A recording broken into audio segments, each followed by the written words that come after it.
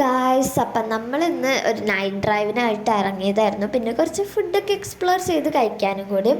അങ്ങനെ ഫസ്റ്റത്തെ ഹോട്ടലിൽ ഞങ്ങൾ നിർത്തിയൊരു ഷവർമ്മ കഴിക്കാമെന്ന് വിചാരിച്ചു. അൽത്താഫ് എന്നായിരുന്നു കേട്ടോ പേര്. അവിടെ ഷവായ, ഷവർമ്മ, പിന്നെ വേറെ എന്തൊക്കെയോ കുറേ ഐറ്റംസ് ഉണ്ടായിരുന്നു. ഞങ്ങൾ ഷവർമ്മയാണ് പറഞ്ഞത്.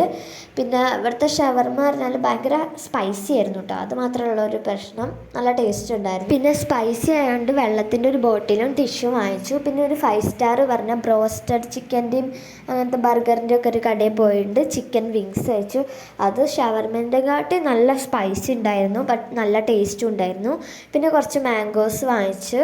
പിന്നെ കേക്ക് കഴിക്കാനൊരു പൂതി. അപ്പോൾ കേക്ക് ഷോപ്പിൽ പോയതുകൊണ്ട് ഒരു ബ്ലാക്ക് ഫോറസ്റ്റ് ആട്ടോ ഞങ്ങൾ വാങ്ങിച്ചത്, 1 kg.